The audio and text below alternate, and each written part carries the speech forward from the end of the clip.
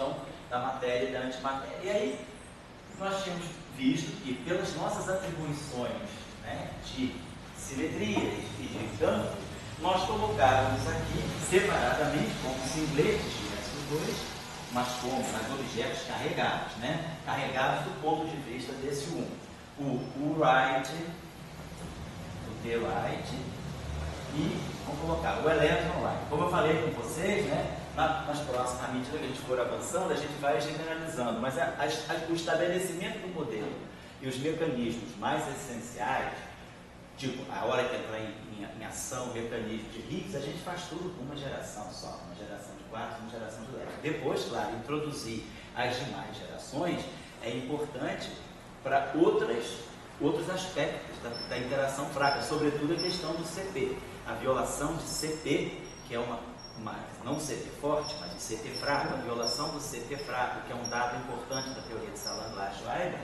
ela só vai ficar clara na medida que nós colocarmos 3 gerações, não nem com 2 aparece.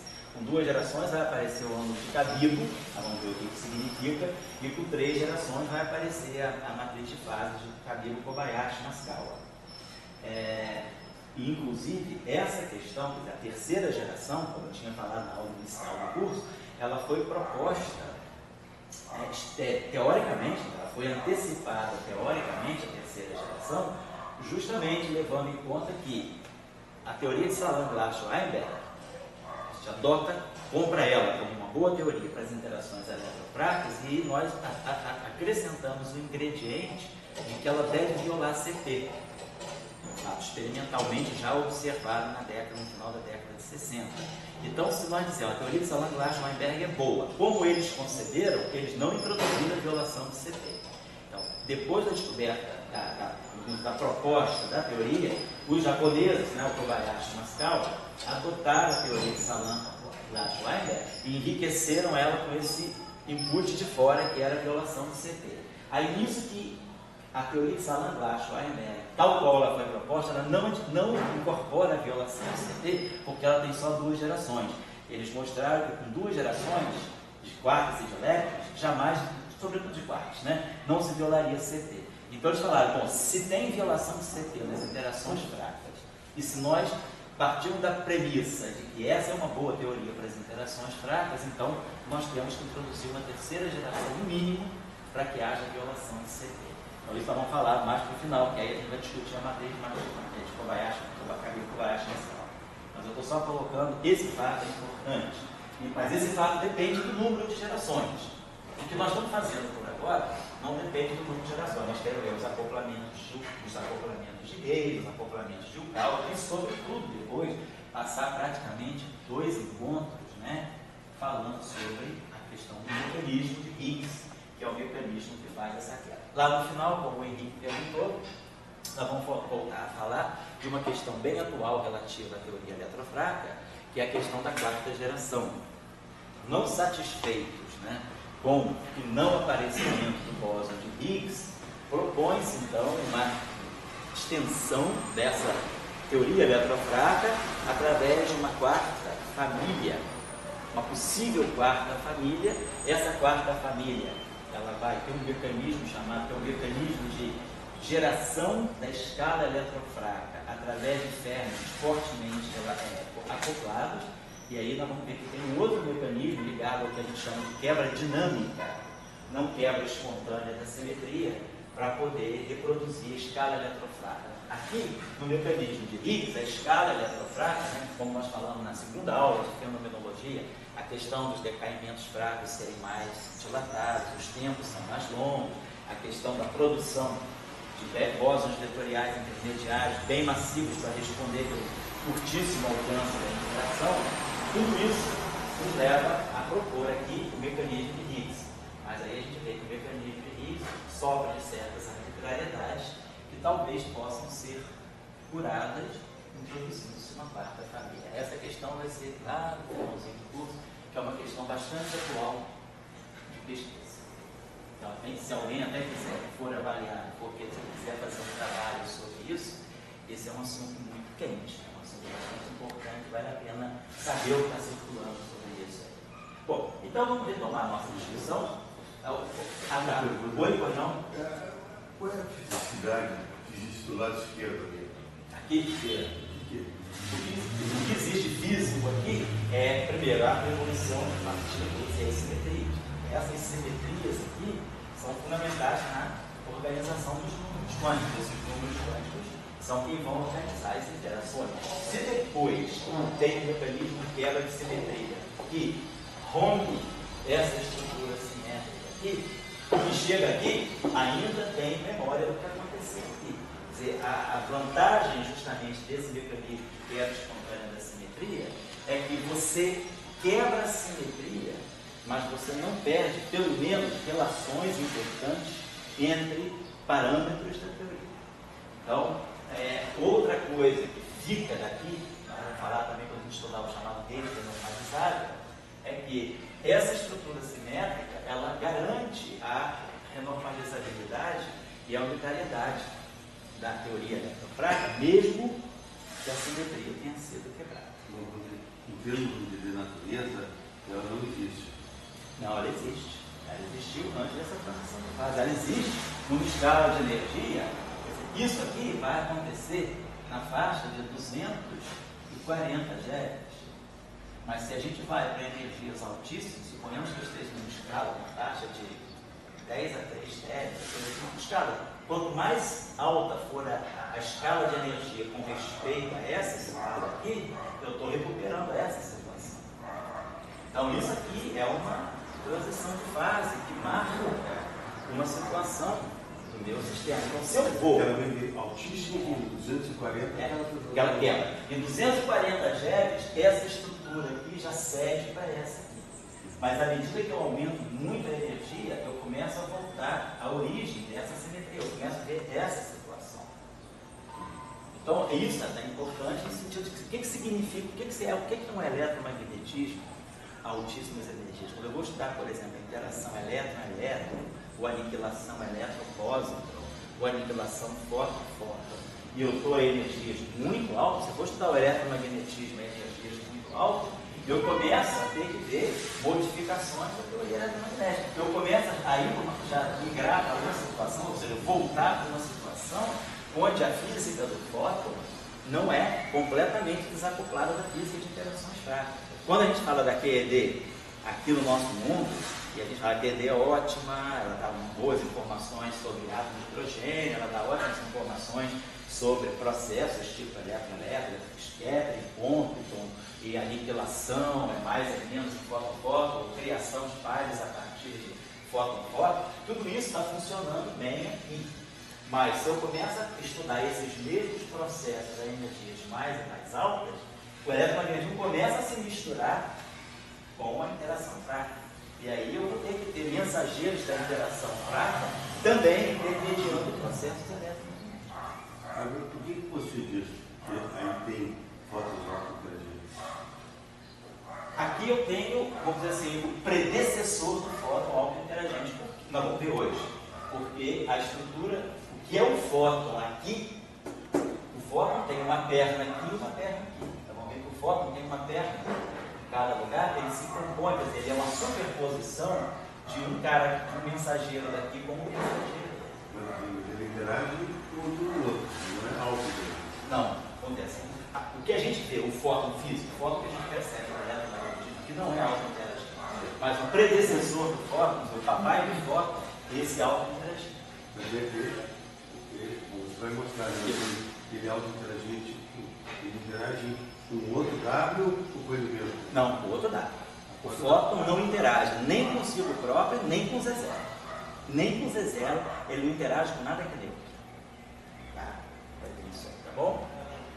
Então, isso aí é só o esquema, né? Então, nós já tínhamos falado na aula passada que a questão agora é como atribuir, nós chamamos desses números, nós vimos que esses objetos são dupletes, portanto, nós sabemos quais são os números quânticos de SO2. Então, esse cara é um duplete, então, esse número quântico nós estávamos associando ao SO2, né? Um número quântico que nós chamamos de isospin fraco. Então, o isospin fraco, vamos chamar de I, né? Então, é um isospin, então, como qualquer objeto que satisfaz a álgebra de SO2, ele tem 3 geradores, I igual a 1, 2 e 3, né? A álgebra de SO2 me dá essa relação entre esses geradores, essas cargas, né? Então, aqui I, S de JK, Y e K. Apagamos, então, tiramos o H cortado, fazendo o H cortado. Esse número quântico é o número, como eu tenho uma simetria por 2, S2, né? Então esse número quântico é o número quântico naturalmente associado à simetria S2. Aí, representações de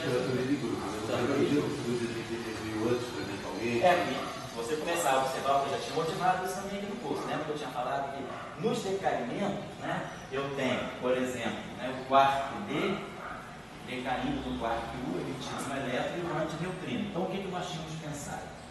Os dubletes, formar dubletes a partir dessa interação. E o elétron sempre aparece no seu neutrino, o antineutrino, o elétron próton, e eu tinha pares de quarks. Então, nós pensamos que deveria haver uma estrutura de dubletes. Então, foi isso que me inspirou o SO2. Eu parti da teoria de grupo, eu enquadrei a teoria de grupo dentro dessa fenomenologia. O pessoal lá eles pegaram as reações, né?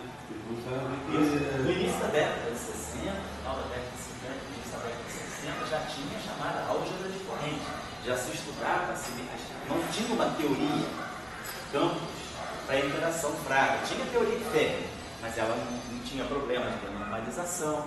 Então, na falta de uma teoria mais fundamental para as interações fracas, se estudava a física das interações fracas através do mecanismo de álgebra, do formalismo das álgebras de corrente. E as álgebras de corrente elas eram baseadas em SO2. Já se sabia que o SO2 estava por trás das interações fracas. Pegou primeiro esse número quântico de radiações, né? A situação mais ou menos é essa. Você assistiu meu curso aí de teoria de grupo, só para lembrar. Como é que a gente fazia aquele esqueminha dos garotos da iniciação científica, só para fixar?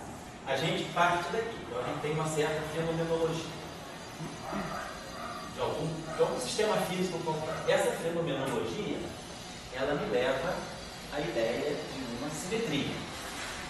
Então a fenomenologia indica a simetria, e essa simetria está associada, claro, a um grupo. Associar um grupo de lixo. E a gente percebe, dessa fenomenologia para essa simetria, a gente faz a ligação dessa fenomenologia com a simetria através de uma estrutura de múltiplex. Eu vou identificar múltiplex. Então, nesse caso, eu percebo a simetria S2 através da estrutura de duplex. Aí eu percebo essa simetria. No momento que eu tenho uma simetria, a simetria é muito mais ampla. Uma simetria pode ter muitas representações. Vou colocar aqui representações irredutíveis, né? Não necessariamente, vou colocar, mas então, a partir da simetria, eu começo a estudar as representações irredutíveis dessa simetria. Que nada mais são do que outros múltiplex. Então, no momento que eu generalizo para a simetria, eu descubro outros múltiplex. Aí a questão agora é saber, será que quais desses são fisicamente realizáveis? Qual deles fisicamente fazem aparição, são fisicamente realizáveis? Então, a gente, através de uma representação, ou de um conjunto de representações, a gente delibera sobre a simetria. Mas aí aquela simetria, ela tem muitos múltiplex.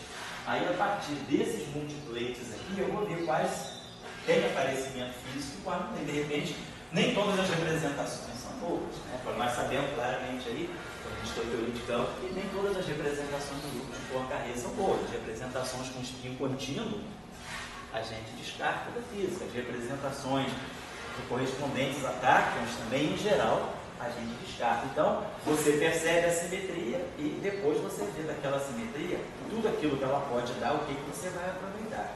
Então, mais ou menos a situação foi essa. A gente tinha fenomenologia, identificou a presença de dupletes, aí viu que essas simetrias poderiam ser dupletes, poderia ser SP2, poderia ser SO2, poderia ser U2, poderia ser SO2, mas aí a gente viu que garantia uma consistência com os dados era o SO2. Então a gente identificou uma simetria SO2. Aí no momento que a gente identificou a simetria SO2 tem múltiplas representações. Aí eu vou ver quais são as representações que eu vou pegar. Por exemplo, na teoria de Salam-Glass-Weinberg, a gente pega só o duplete e o triplete. O triplete fica nos campos junto, o Higgs vai ficar no duplete, a matéria fermiônica fica no duplete, quarks elétrons ficam no duplete ou simplete. A gente não precisa. Tem teorias alternativas depois, quando se introduz a massa do neutrino, que é uma questão que a teoria de Salam-Glass-Weinberg também deixa, né? Neutrinos de massa nula. Para introduzir a massa dos neutrinos, por exemplo, você pode adotar triplete de Higgs. Você já modifica o setor de Higgs, introduzindo, por exemplo, tripletes também. Mas sobre isso eu não vou falar, eu vou deixar a questão da massa dos neutrinos de fora. Eu queria nesse fato de dizer que a teoria de Gage, assim, ela a missão dela é dar o número quântico, transformar em um sistema descrever as interações a partir desses números quânticos. Quer dizer, descrever as interações, né, ligadas à dinâmica que está associada a esses números quânticos. Esses números quânticos, eles são gerados, são articulados por alguma dinâmica. Então a teoria de Gage ela vai descrever essa dinâmica. Então, pode falar. O dia que você tem um número quântico, um tipo experimentalmente, segundo o caráter experimental, daí você começa a voar. Isso. Começa a ter certeza que aquela simetria é boa. Então nós temos uma estrutura de dupletes aqui. Então aqui, duplete, nós temos I igual a meio, nós temos então o duplete de quarks, né? Os quarks, o lepton e o elétron, e temos o duplete de lepton, neutrino lepton, elétron lepton. Depois, claro, nós temos o simplete, nós temos os campos que não têm simetria SO2, que não tem número quântico de SO2, eles são neutros do ponto de vista do SO2, que é todo o setor right. Neutrino right, a gente salta porque neutrino right não tem. Então o setor right é o setor que é neutro, né, segundo o SO2. Aí nós adotamos a seguinte notação: vamos adotar o número quântico Y como sendo um número quântico associado à carga 1. Essa carga 1 right é a carga Y. Então é o que vai descrever, né? Então todos esses objetos agora eu vou ter que ver. Eu sei as cargas deles segundo SO2. Carga meio, carga zero, carga zero, carga zero. Agora eu tenho que saber as cargas, o 1 deles. Fixar. E aí é que entra a relação importante. É agora que a gente vai ter que saber introduzir a carga elétrica, aquilo que vai ser o operador de carga elétrica nessa descrição. Lembrar só uma coisinha só, que quando nós temos as transformações SO2, qualquer objeto que seja um duplete, né, a gente sabe que a transformação é essa, né? Quer dizer, um duplete, a transformação de SO2 dele, que é o duplete linha, fica sendo exponencial de I. Aí os parâmetros associados à simetria SO2, os parâmetros alfa I, e os geradores, sigma I sobre 2. E isso aqui, atuando em cima do duplete. Uma transformação do duplete é isso aqui, né? Por que isso? Porque essas matrizes aqui satisfazem exatamente essa álgebra. Essas matrizes 2 por 2, sigma I sobre 2, sigma J sobre 2, aqui eu ganho sigma K sobre 2. Então os geradores, né? Esses objetos aqui são os geradores I na representação 2 por 2, na representação dos dupletes. Eu tinha falado na aula anterior também, se a gente pegasse o triplete de SO2, essas matrizes aqui já não seriam mais as matrizes de Pauli, seriam 3 matrizes, 3 por 3, puramente lineares, mas não dá essa representação aqui. Se eu estiver falando de um triplete, né? Se eu tivesse, por exemplo, aqui um triplete de SO2, perdão, esse triplete de SO2 satisfaria, seria transformado, a transformação de gauge dele seria essa aqui. E aqui matriz 3 por 3, eu ando aqui no triplete. Aí quem são essas matrizes? I, Então nós teríamos o iésio, o gerador, elemento JK, seria menos I, epsilon e JK. Então eu teria, por exemplo, essas três matrizes, né? I1, não vou escrever todas, seria menos I, 0, 0, 0, 0, 0, 0, 1, 0, e assim vai.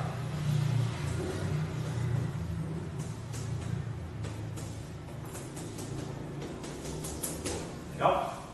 Na aula passada eu acho que a gente listou. Beleza, então só, mas isso aqui por enquanto está fora de cogitação, porque a gente não está lidando com nenhum triplete. S2. Bom, muito bem. Agora eu tenho que fixar. Oi? Você encasquetou com S2. Isso. A fenomenologia me guiou por S2. Eu falei, não vou abrir mão do S2, para mim vai ser S2. Bom, então vamos agora ver a introdução, como é que ficaria. Todos esses objetos têm carga eletromagnética.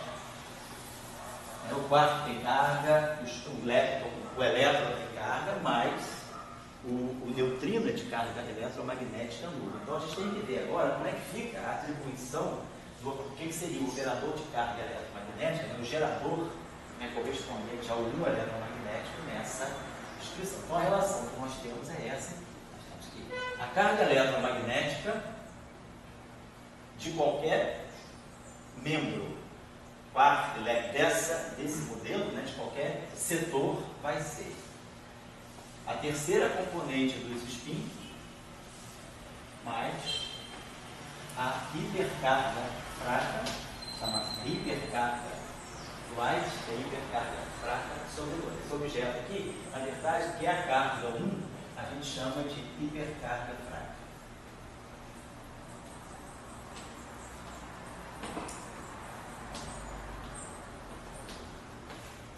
Essa relação é que vai me fixar. Eu conheço isso aqui para todos os objetos e aí eu vou ter que tirar os y. Então vamos, por exemplo, pegar o seguinte.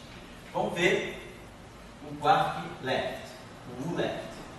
Essa é chamada de Gell-Mann de Xixi. Gell-Mann de Xixi. Ela foi conhecida quando 54? Não, eu acho que ela é posterior. Ela é da época do S. Ela é uma relação, eu não sei a data exata não, mas ela é uma relação que é mais ou menos em torno do SO3 de Gell-Mann. Ela dos anos 60? Anos 60.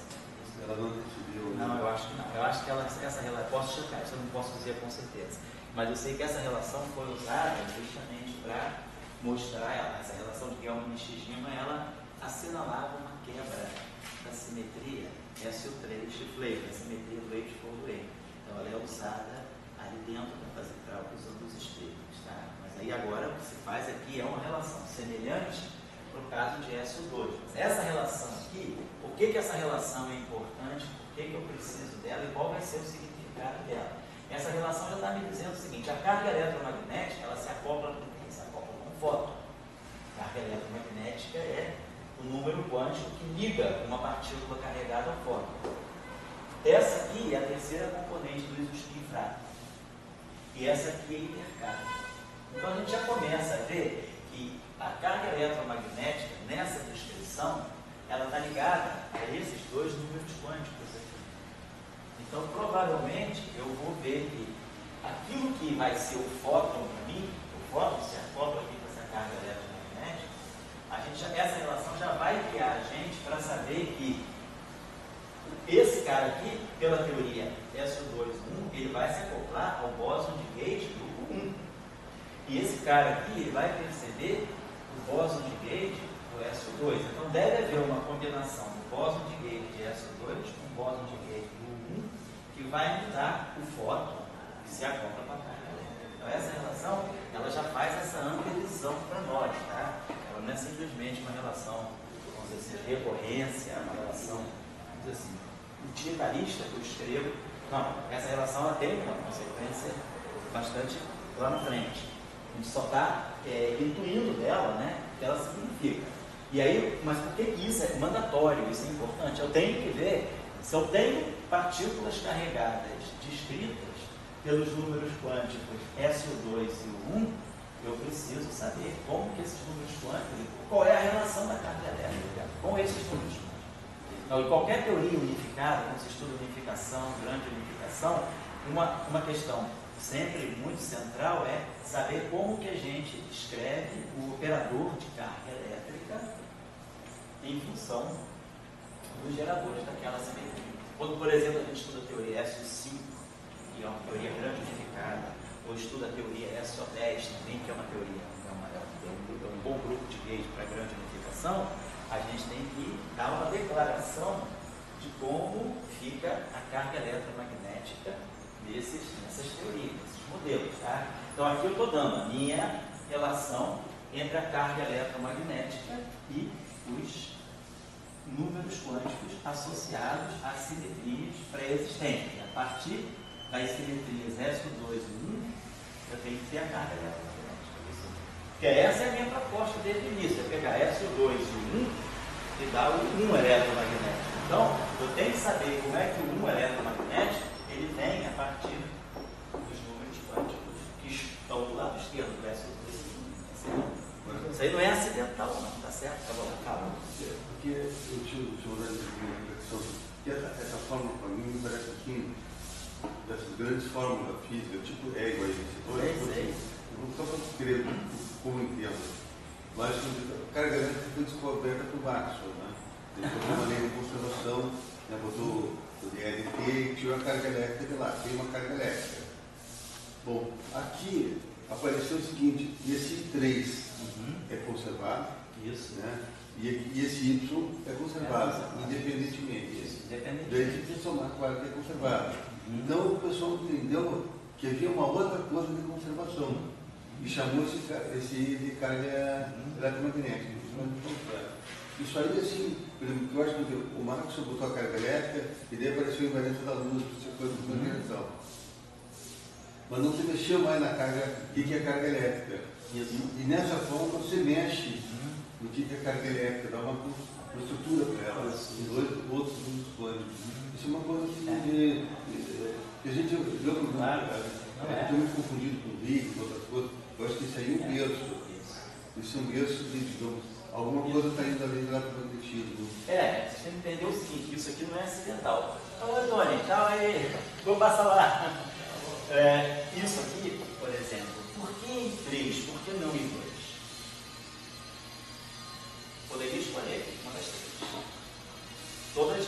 Porque quando a gente vai mecânica quântica, o que a gente escolhe? A terceira componente do spin, ou a terceira componente do momento angular, para organizar os nossos autoestados. A gente pega autoestados que são autoestados de L2, ou do J2, que é o J, e do J3, que é o MJ.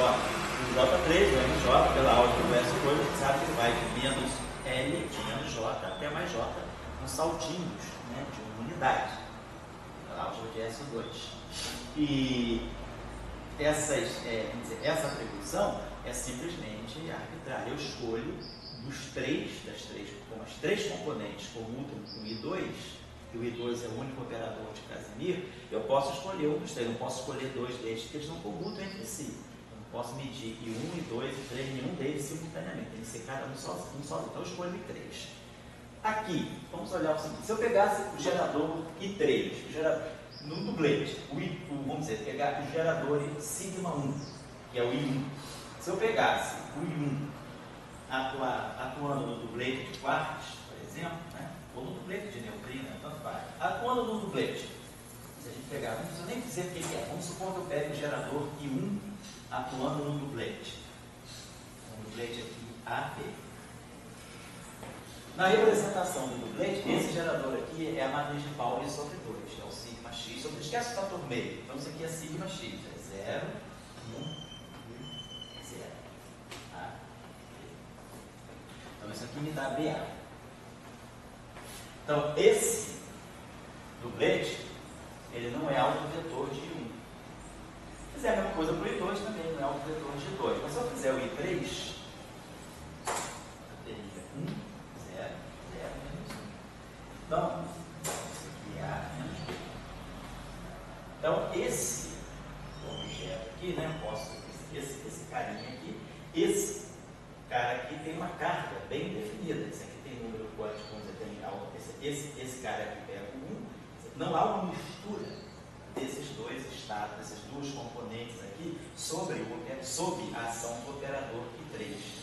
Então, isso significa que esse operador I3, ele mantém cada objeto sem misturar. Porque, por exemplo, se eu pegar o D com um D, o I1 e o I2 vão misturar um objeto que tem carga 2/3 com um objeto que tem carga menos 1/3. Se eu aplico no neutrino, no elétron, tem neutrino e elétron, vai misturar uma coisa com carga menos 1 com uma coisa com carga 0. Ao passo que esse operador aqui, ele mantém a individualidade de cada componente. Então, ele deve ser um bom candidato à carga elétrica, porque esse cara tem uma carga elétrica diferente desse. Então, do ponto de vista da carga elétrica, esses dois caras não deveriam se misturar. Nós não conhecemos, ninguém sabe de mecânica quântica, ninguém consegue formar um estado que seja uma superposição de diferentes estados de carga. Carga elétrica de qualquer estado é bem definida, isso é uma chamada regra de superseleção. Nós não temos um princípio da incerteza para a carga elétrica. Então, todo estado da natureza, fisicamente realizável, ele tem que ter uma carga elétrica bem definida. Eu não tenho uma superposição coerente de autoestados distintos, né, de carga. A carga de um estado ela tem que ser sempre bem definida. Então, esse operador I3 seleciona. E como esse operador aqui também é um operador abeliano, ele não mistura a carga de ninguém. Então, essa deveria ser a combinação correta. A única coisa é a gente acertar esse fator 2 aqui. Então, essa combinação também ela não é uma combinação chutada assim. Eu sei que eu quero construir o operador de carga elétrica. E esse operador de carga elétrica, ele não deve misturar estados com cargas elétricas distintas. Então, ele só pode pegar o I3 e o Y. Certo? Muito bem. Então, vamos lá. Vamos pegar o quark 1. Qual é a carga eletromagnética do quark 1? 2/3. Qual é a carga I3 dele? O U está na parte de cima. Então, ele tem mais meio. Projeção mais meio para o I3. E aí, eu fixo o Y dele. Então, a carga, a hipercarga, o Y, vamos colocar assim, do U, né? Vai ficar 4/3, né? Menos 1. Né? Aqui, vai ficar 2. Vamos multiplicar tudo por 2, né? Que já fica 4/3 igual a 1 mais Y. Então, Y é 4/3 menos 1, então não 1/3. Tem carga Y. Se eu pegar o D, eu tenho menos 1/3. A carga eletromagnética do quark D é menos 1/3. Ele está no setor de baixo do dublete. Então, o número quântico dele, verso 2, é menos meio. E aqui, mais Y, na mesma historinha, né? Vai para menos 2/3 igual a menos 1 mais Y. Então fica 1 menos 2/3. Que também dá 1/3. Então esse dublete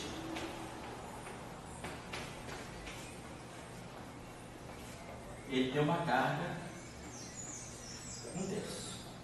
Então essa é a carga do dublete de quarks. A carga 1, a hipercarga fraca, vamos dizer. Então esse é o número quântico. Vamos lá. Professor, essa hipercarga é medida? Oi? Essa hipercarga é medida? Essa hipercarga seria medida, é um número quântico. Antes da transição de fase, sim, ser um número quântico conservado. Já não é LHC, já mediram isso? Não, porque a gente sempre mede, a gente sempre trabalha, a gente sempre faz as medidas dos quarks no regime de mais baixas energias. Mas tudo indica que seria isso correto. Se você está fazendo, se você conhece bem as interações, se a teoria eletrofrágil descreve bem os decaimentos, as interações fracas dos quarks, isso aí é uma prova de que essa carga está certa. Tá? Mas o que você mede é responder a carga elétrica. Então, a altas energias tem carga elétrica fracionária? A altas energias, não, a carga elétrica não é fracionária. Bom, os quarks sim, não. Os quarks têm cargas elétricas fracionárias, sem dúvida. É uma altas energias. Tinha sido visto antes ou é a primeira vez que eu vou ter? Não, eu acho que é a primeira, quer dizer, se fala de fracionalização da carga, a primeira vez que apareceu foram os quarks. Carga fracionária. Agora, hoje a gente já fala de cargas fracionárias na matéria condensada também. A gente já começa, quando a gente fala, por exemplo, do efeito Hall quântico, não inteiro, mas o efeito Hall quântico fracionário, ele já está assinalando para a presença de estruturas de carga, aqueles platôs fracionários na condutividade Hall, ele está indicando a existência de estados de carga fracionária também em sistemas de baixas energias, em sistemas de física da matéria condensada. Certo? Mas no mundo das partículas, o primeiro objeto a aparecer com carga fracionária foi o quark. Não teria que ser quantizado, Ela pode ser quantizada, mas não necessariamente em múltiplos de uma grandeza inteira. Ela vai ser quantizada, ela vai ser múltiplo inteiro de uma grandeza fracionária. O que é importante é um quantum, não é que o quantum seja inteiro. O que é importante é a quantização da carga. A carga vai aparecer múltiplo de 2/3 ou múltiplo de menos 1/3. Então, os números inteiros são múltiplos dessas grandezas, mas não significa que o próprio quantum em si tenha que ser inteiro, certo? Então, só colocando os atributos aqui. Então, o dublete de quarks já está bem acertado. Eles têm I igual a meio, com os seus correspondentes I3, tem o Y igual a 1/3. Vamos pegar agora o setor neutrino elétrico. De novo, dublete. Então, dublete de SO2 igual a meio. Vamos pegar agora a carga fraca, a hipercarga fraca. Então, a mesma historinha aqui. O neutrino. A carga eletromagnética do neutrino é 0. O I3 do neutrino é meio. Então, o Y tem que ser menos 1.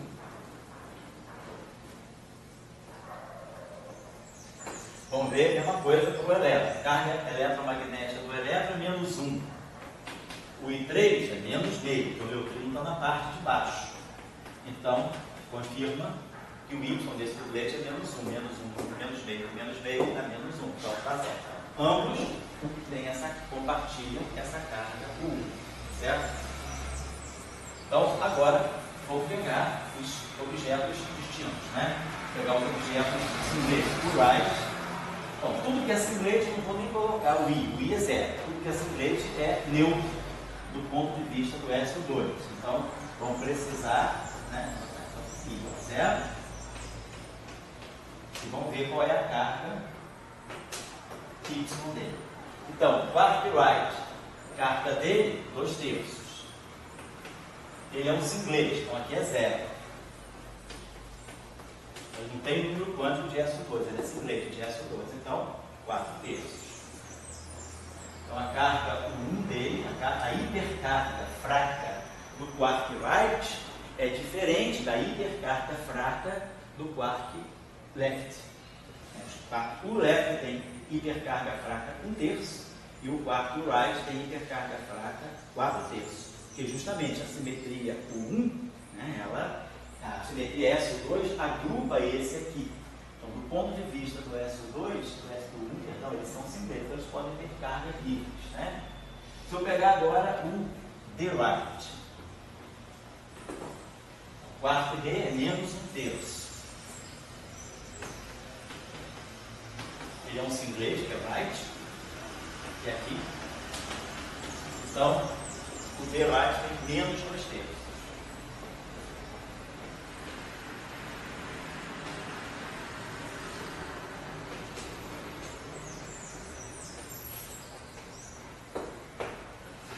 E só falta no setor right, nós não temos neutrino right, temos agora o elétron right. Então, o I dele é 0, ele é neutro, segundo o SO2. Agora, a carga eletromagnética dele é menos 1. Ele é singlete. E aqui, então ele vai ter uma carga menos 2.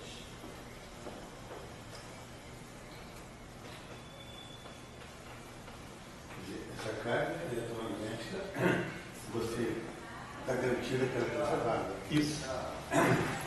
Garantida que ela é conservada. A gente sabe que a gente quer fazer uma teoria para garantir a conservação da carga eletromagnética. A gente sabe que, quer dizer, aquele SO2 com o 1 right se quebram para garantir que aquele 1 que sobrou, que é conservado, seja carga eletromagnética. Aquela estrutura que é o sistema já sabe que aquela carga elétrica é conservada. Simplesmente agora eu usei ela para poder tirar as atribuições do Y. Quer dizer, vamos dizer, foi o trabalho de menor do Max. O Max tem que botar o DRT. Você não precisa botar nada, você já sabe. Ele simplesmente arrumou aqui para isso. Marx não precisou botar o DRT porque ele não sabia a relatividade. Então ele não sabia a simetria. Se você souber a simetria, você não precisa colocar o DRT. Se você souber, como a gente já falou aqui em outros cursos, se você souber a lei de Coulomb, divergência de E igual a ρ, e você souber a relatividade, você ganha o rotacional de V DRT. Quer dizer, a gente ganha a lei de Ampère-Marx como fruto, como consequência da transformação de Lorentz em cima da lei de Coulomb. Se você souber só a lei de Coulomb, você deriva as 3 equações de Marx restantes usando só transformação de Lorentz. Usando o quê? Simetria. A vantagem da simetria é essa, Se eu souber a simetria e eu tiver uma parte, eu reconstituo o todo.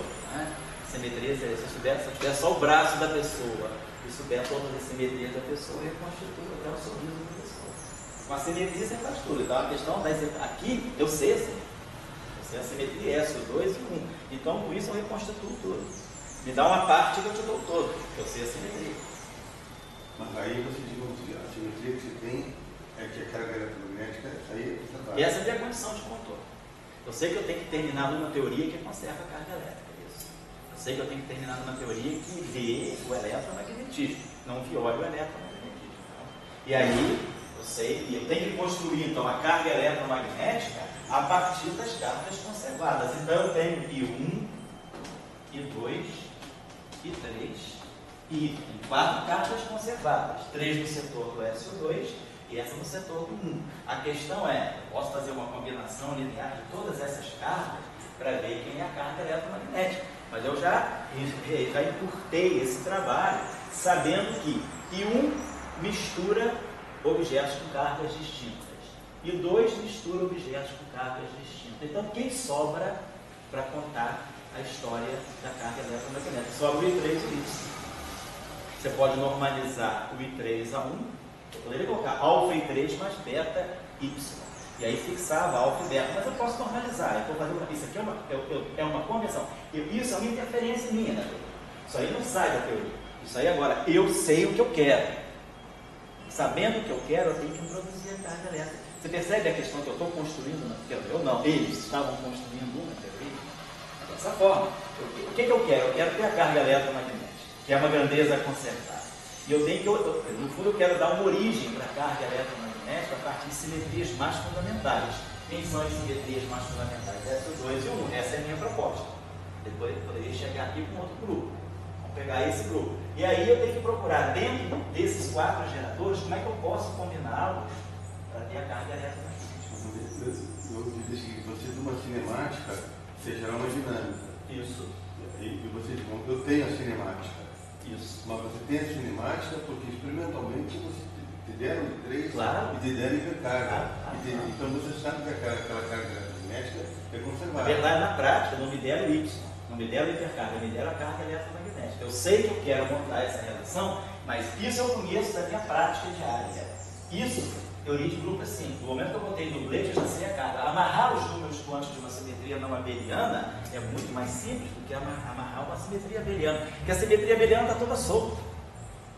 Mas quem é o Y? Agora, quem é o I? Eu sei que está no dublete. Se estiver no triplete é 1, se estiver no dublete é meio, se estiver no quadriplete é 3,5, se estiver no quintuplete é 2. Então eu sei, I, você botou a estrutura de multiplete, eu sei quem é o I. Dada a representação de qualquer grupo de Lie, pela teoria de grupos de Lie, eu sei quais são todos os operadores de Casimir, portanto eu sei todas as cargas. Simetria não abeliana é fácil. Deu um multiplete, você já sabe todas as cargas. Agora, simetria abeliana não, ela está solta. Mas, você sabia, falando do sistema numérico, que a carga é conservada e que o I3 também é conservado.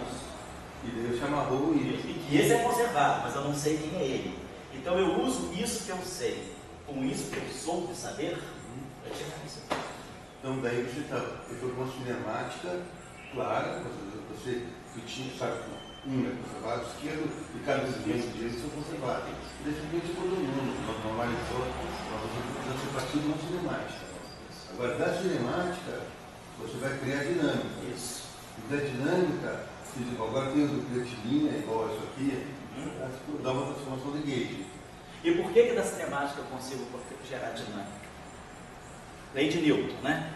Um meio de mv2, é a velocidade da partícula. A partícula está com velocidade, movimento retilíneo uniforme, não tem força nenhuma. Agora, se eu quiser colocar força, tem alguma simetria que dá a força? Não, a força depende de problema a problema. Né? Isso aí, a força pode ser uma força gravitacional, pode ser uma força eletromagnética, pode ser uma força de atrito, não sei. Por que aqui, eu sei só a cinemática, o que eu sei até agora é cinemática, ninguém tem interação. Eu estou estudando partícula a partícula, todas as suas propriedades, ou seja, eu estou estudando os números quânticos dos estados. Isso é cinemática, estou apenas classificando. Agora, como é que eu sei que um quark U vai interagir com um quark D, que vai interagir com um elétron, com um neutrino, dessa forma ou daquela forma? Quem é que vai me dar a dinâmica a partir da cinemática? É justamente a prescrição de Yang-Mills. O papel de uma teoria de Yang-Mills é justamente esse. No momento que você classifica os estados e você sabe a simetria, você sabe a dinâmica. Esse é o papel da simetria. Se você sabe a simetria e você sabe uma parte da teoria, você constrói a teoria toda. Então, é exatamente a situação do eletromagnetismo. Sabe a lei de Coulomb? Você tira a lei de Ampère-Maxwell e tira, inclusive, a lei de Faraday. Você tira tudo, porque você sabe a simetria. A simetria qual é? É a relatividade. A simetria é a relatividade. Então, de uma lei e da simetria, eu construo as demais leis. Aqui não é coisa. Eu tenho a simetria, mas eu tenho só os estados. Eu não sei como é que eles interagem. Mas eu sei que a interação deles respeita essa simetria que eu tenho. Então eu agora pego esses estados, jogo a simetria desses estados e vou começar a relacionar. Então eu gero a dinâmica a partir da cinemática. Isso não é trivial. É trivial na nossa cabeça, porque a gente já sabe a prescrição de Yang-Mills, né? Mas se a gente voltar a 1954, né? Voltar 57 anos atrás, isso aí era um breakthrough. Agora, a minha opinião sobre isso é que você pode ter um dublete, mas só que você pode ter um dublete abeliano. Ali tem que ser um alfa, e ali bota o que é eletromagnético. Você tentar rodar, por exemplo, o que é o Max Opus, né? Você roda um alfa em que é pequeno. Só que agora você descobriu um que é grande. A pergunta é se será que você não pode, com esse que é grande, você pode tentar fazer em vez de se jogar no resto do corpo, propriamente dito, você se jogar um dublete, mas abeliano. Um dublete abeliano? Abeliano. Ah, sei. Olha, mas um dublete abeliano, eu acho que é uma coisa sempre meio fictícia. O dublete abeliano, vamos dizer assim, eu posso sempre desbaratar o dublete abeliano. O dublete abeliano é simplesmente uma fachada. Por trás do dublete abeliano existem dois simpletes. Eu acho que isso é uma questão de teoria de grupo. Você pode pegar um dublete e dizer, esse dublete é abeliano, mas isso aí simplesmente é uma fachada. O dublete, na verdade, a simetria abeliana, se eu pegar, imagina que eu pego uma coisa abeliana, eu só tenho a carga elétrica, por exemplo. Se colocar isso, pode escrever. Se escrever sobre linha, igual ele vai dar I que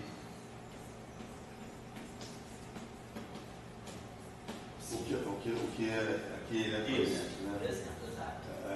E é tipo linha elétrica, naquela coisa. Dublete.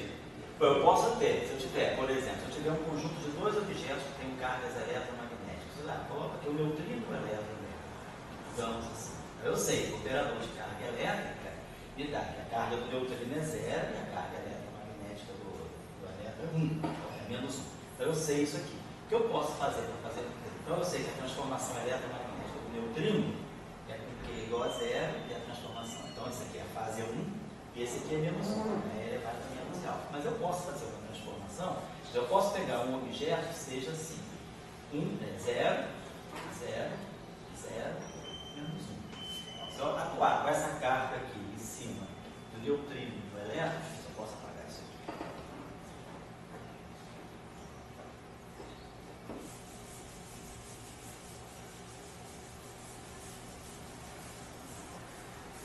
se eu pegar o dublete neutrino elétron, eu estou dizendo que a minha carga eletromagnética é isso aqui, é 0, 0, 0, menos 1, atuando no neutrino no elétron, né? Isso aqui vai me dar 0 para a carga do neutrino. Então, estou colocando, estou escrevendo esse operador nessa base. Então, isso aqui significa que a carga do neutrino é 0 e que a carga do elétron é menos 1. Ficou só apagar isso aqui. Então, significa que se eu fizer as transformações de base, né, eu teria sin igual a exponencial de I ao E sin. Então, se eu pegar esse objeto aqui, né, então, se eu pegar o neutrino linha, então, a carga do neutrino é 0, então significa igual ao neutrino. Se eu pegar o elétron linha, eu vou ter exponencial de menos elétron. Fui infeliz de colocar essa, mas todo mundo sabe que isso aqui é elétron, isso aqui é a base da exponencial, né? A base newtoniana, né? Beleza. Então, eu consegui mostrar que esse estado aqui é seguinte, e esse estado aqui, ele tem uma carga menos 1, tá? Aqui está declarado. Vou apagar isso aqui agora. Mas nada me impede de pegar uma transformação, uma transformação do tipo cosseno de θ, seno de θ, menos seno de θ, cosseno de θ, 0, 0, 0, menos 1, cosseno de θ, seno de θ, menos seno de θ. Agora, que é o transposto.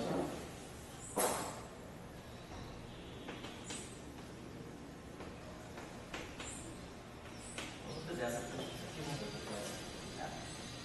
0, 0, seno de θ, menos cosseno de θ. Se eu agora multiplicar, isso aqui fica menos seno ao quadrado, isso aqui fica seno cosseno, isso aqui fica seno cosseno, e isso aqui fica menos cosseno ao quadrado. Então eu tenho esse operador agora mudou. Por quê? Porque eu fiz uma mudança de base. Então eu poderia chegar para vocês e dizer, eu tenho uma nova base, onde o operador de carga elétrica não é mais diagonal. Por quê? Porque eu não estou trabalhando na base, onde diagonaliza esse operador. Então, isso aqui, essa simetria abeliana é quantos geradores eu tenho? Só que eu, vamos dizer assim, travesti esse gerador abeliano de uma forma como se ele não fosse aplicado. Se eu aplicar isso aqui no Qi, né, o Qi1 e o Qi2 não são autoestados de carga. Então, uma coisa que, se você tem uma simetria abeliana, mas você criou um dublete em cima de uma simetria abeliana, não significa que você alterou a estrutura da simetria abeliana colocando um dublete. Você simplesmente mascarou. Fisicamente, um gerador, uma carga, e você vai poder diagonalizar e encontrar a base de altos estados de carga. Acabou. O resto, tudo é fantasia. Você pode fantasiar um objeto de dublete sem ele ser dublete. A questão que você coloca essa carga agora com o I3 e o Y. Oi? Essa carga aparece com o I3 e com o Y. Sim, sim. Essa divisão. Certo. Mas a carga produtiva, a carga é a aplicação X. Tá bom? Podemos discutir isso mais depois. Mas a questão é essa. Tá? A simetria fala muito mais forte do que a representação. Você pode pegar um objeto que é um dublete e escrever ele sobre a forma de um quadruplete. Mas ele sabe lá dentro que ele é dublete de uma simetria, não quadruplete. Quadruplete, ele botou uma roupa de quadruplete nele, mas ele sabe que ele é dublete. Simetria é mais forte do que a representação. A estrutura do grupo, ela é mais forte do que a representação. Você pode manipular com a representação, mas você não manipula com a estrutura do grupo. É como você mexe no corpo, mas não mexe na alma. Tá? Mexe na roupa, mas não mexe na essência do ser. Isso é simetria. Roupa é representação. O ser é a simetria. Só uma última observação. Eu acho que se você quiser e além do eletromagnetismo, você deveria fazer todo o esforço e manter um. Primeiro, qualquer coisa que eu fizer, eu quero manter isso. Isso eu sei que está aqui no meu mundo. Não significa que isso é a saída do mundo. efeito disso aqui tem que ser feito, isso aqui vai para isso aqui que é o objeto de imersão. Certo? Tá legal? Então, temos a cinemática. Vamos construir agora o que vai começar a nos levar adiante. Então, primeira coisa, nós sabemos as transformações. Então, nós sabemos cada. Então, se eu for fazer transformação só S2, vou fazer o quadrinho do S2, ó, isso aqui, para quem nunca viu, pode ser discutido, e vou fazer o quadrinho das transformações. Então, vamos lá. Então, se eu pegar o dublete, faz o seguinte, para ficar carregando toda hora esse dublete, vou chamar, só para a gente assim, garantir um pouquinho mais só de economia, de notação, não só. Chamar, isso aqui é quarto, então vamos chamar isso aqui de quelect, significam os quartos left. E, então, quando eu falar quelect, você sabe que é o dublete. E quando eu colocar aqui L left, significa que eu já estou falando do lepton, setor left. Então, setor leptônico left, setor de quartos left. E depois aqui são os setores left, só para economizar a notação. Então, esse dublete aqui, então eu sei que left linha vai sofrer essa transformação, está no dublete, então vai ficar exponencial de I, aí nós chamamos parâmetros, sei lá, de alfa I, matrizes de Pauli sobre 2, são os geradores, atuando em que left. Qual é a carga 1 dele? É 1/3. Então a gente tem que fazer, sabe? A transformação 1 dele vai ser exponencial. Tá bom? Ele tem um parâmetro beta, o parâmetro não é alfa, parâmetro beta, e coloca a carga. Né? A gente sempre faz isso, a gente declara quem é o gerador. No caso do S2, o gerador é sigma I sobre 2. No caso do 1, a carga é Y. Então, declara a carga Y. Qual é o valor da carga Y? Y atuando em QL, ou no dublete, né? O Y é 1/3. Então, a transformação do 1 right desse objeto aqui é I, beta sobre 3, QL. Então, esse fator 1/3, ele apareceu porque é o valor da carga atuando no objeto. Tem que sempre colocar. A carga abeliana atuando no estado. Vamos pegar agora a transformação dos leptons. Os leptons, mesma história. A dublete então segue igualzinho a esse. Exponencial de I, alfa I, sigma I sobre 2, lepton left. E vamos pegar agora lepton left, linha.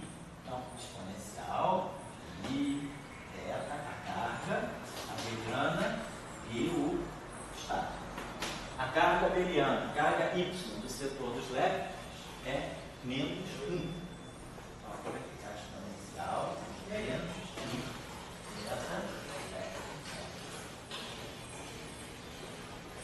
Vamos pegar agora o quarto right. Quarto right, a carga dele é 0. Então, o exponencial fica 1. Então, singlete,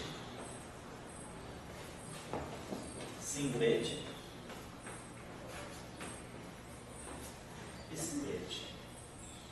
Então, do ponto de vista do SO2, os right não se modificam, são todos neutros. Não tem carga, são singletes.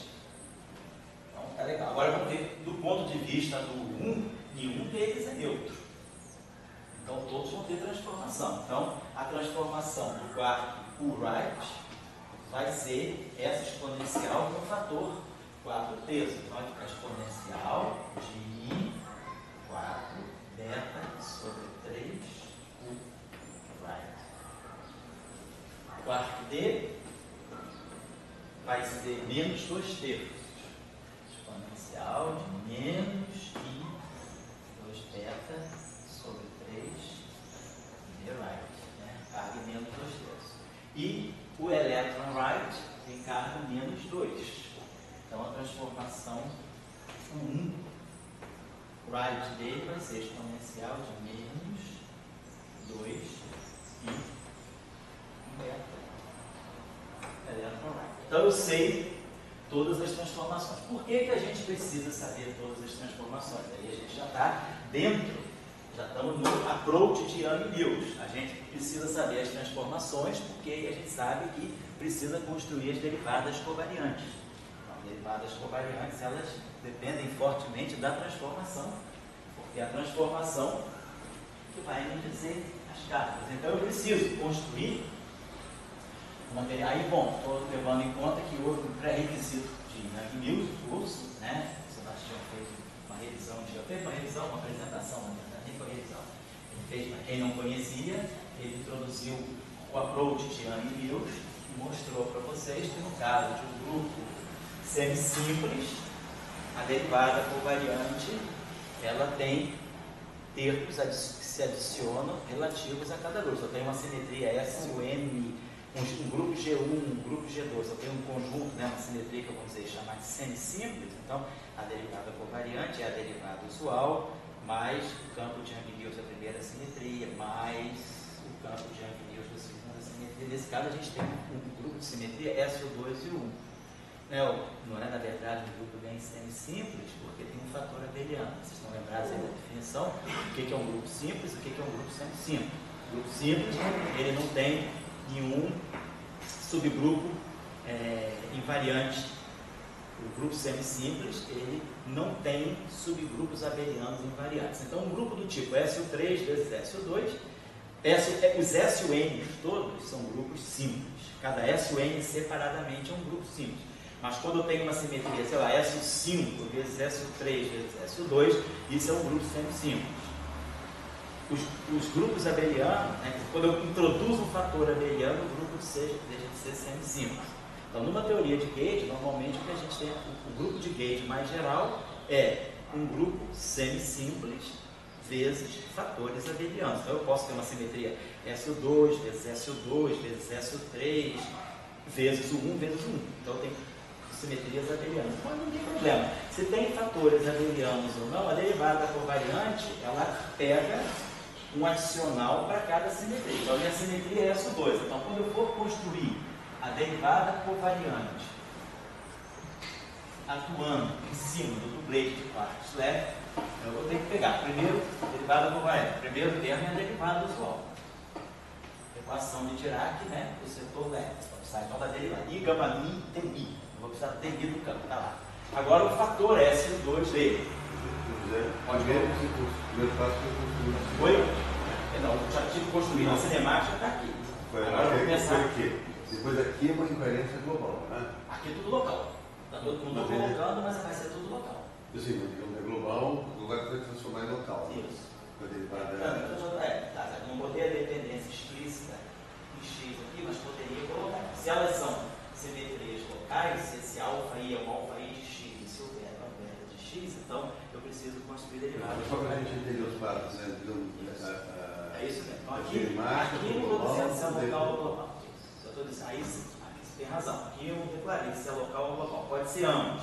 Mas se eu disser, não, a simetria é local, então aí o passo seguinte é construir derivadas covariantes. Só para a gente entender, né? Quando se armou já a simetria chamada global, isso. Já acabou a teoria. Isso.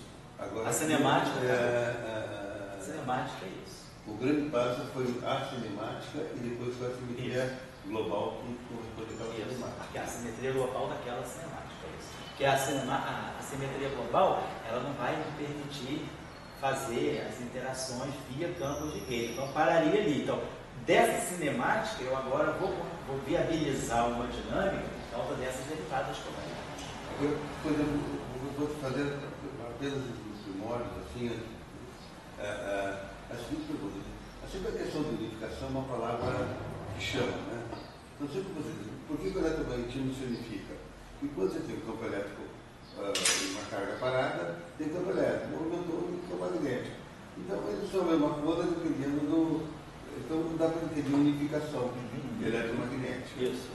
Aqui, a unificação, ela não deveria ser vista. Quando eu cheguei, botei uma cinemática, com aquele QN, aquelas duas coisas, eu botei mais números quânticos para definir a minha carga elétrica.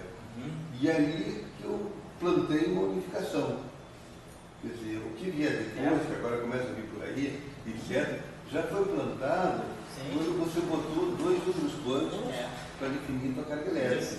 Acho que ali é aquela questão. Ali eu estou falando de unificação. Eu estou falando de uma origem comum para entender. Eu estou falando que a interação eletromagnética, né, ela tem origem a partir daqueles dois números quânticos. Então ali eu estou falando de unificação. Eu estou unificando o SO2 e o 1 para no final do dia ter um eletromagnético.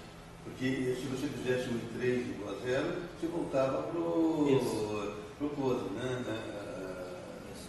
Agora, só devagando um pouquinho, e esse I, ele aparece também na interação forte, né? No quântico I. Aparece também na mecânica quântica no espelho e aí. Você pode dar I o que você quiser, o que vai definir a simetria. Quer dizer, esse I, que é o SO2 fraco, ele também pode ser um I, que é SO2 forte. Também pode ser um I, que é spin, pode ser um I, que é momento angular orbital. SO2 tem muitas ramificações. Se é SO2 forte, aí eu estou falando do isospin, da física nuclear, então eu estou falando de dublete, de próprio Deus, eu estou falando de outro tipo de Mas física. esses fortes não aparece só o 3, o I1 e o I2 aí aparecem. Né? Aparecem, mas você na verdade só mede o 3. Tem uma coisa, mesmo estrutura, você tem 3 números quânticos que não comutam entre si. Então você tem que escolher um deles apenas para definir os seus estados físicos como sendo autoestados desse operador. Então você escolhe I1, I2 ou I3. Geralmente, normalmente a gente escolhe I3. Ah, mas não significa que no SO2 forte eu meço I1, I2 e I3. Na verdade, opa, não, menino, eu meço só o I3, tá certo? Mesma coisa aqui, igualzinho. Bom, então, vamos lá. Setor SO2. Então a gente coloca o I, questão da erradicidade, da M1000. Agora sim, eu vou colocar uma constante de acoplamento G, que eu vou chamar da constante de acoplamento de SO2, a constante de acoplamento da cidade, simetria SO2.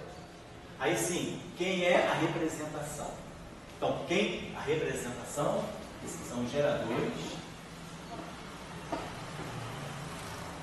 E aí aqui eu vou associar os campos de gauge. Vamos chamar, vale a pena chamar, como eu quero chamar o foco depois de A. Vamos fazer o seguinte, vamos chamar esse campo de simetria S. Vamos chamar assim só de, sei lá, S. Vamos chamar de DI. Campo DI. Tanto faz, esse I pode estar em cima ou embaixo, pode ser aqui. Pode ser aqui, porque o I de uma simetria abeliana, então, uma simetria tipo SO2, então assim, não tem uma métrica que abaixo levante o índice μ. Se eu tenho uma métrica só que abaixo levante o índice μ, não o I. Então, tanto faz, vou botar aqui, vou botar aqui, tanto faz, vou deixar aqui. Então, isso aqui é o setor de SO2. Então, como é que a gente constrói? Produto de Young-Mills. I, por causa da hermeticidade. Eu tirei o I daqui, tem que jogar aqui. Porque é hermetiano, I é I. Então, como eu tirei o I daqui, o I está aqui. Ele está aqui, constante de acoplamento da interação, os geradores. Então, isso aqui é a carga. Esse cara aqui sabe que, por exemplo, estou no dublete. Então, a carga é uma carga meio do ponto de vista da simetria SO2. Agente da interação, os bósons de gauge da simetria SO2. Então, DI. Vou fazer a mesma coisa agora na simetria 1, mais I. Constante de acoplamento da simetria U right. Chamar de gelinho.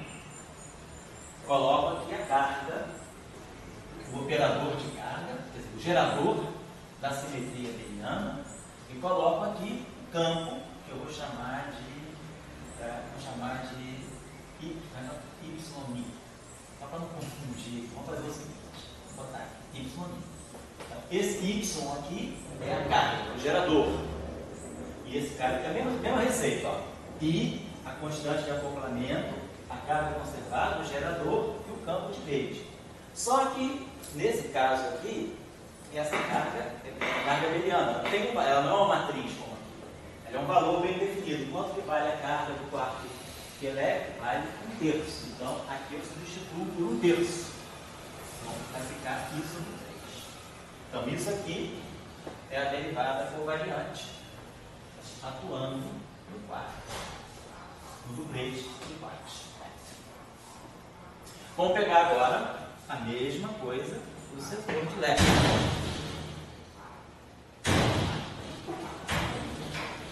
Obrigado, faz esse favor para a gente pegar.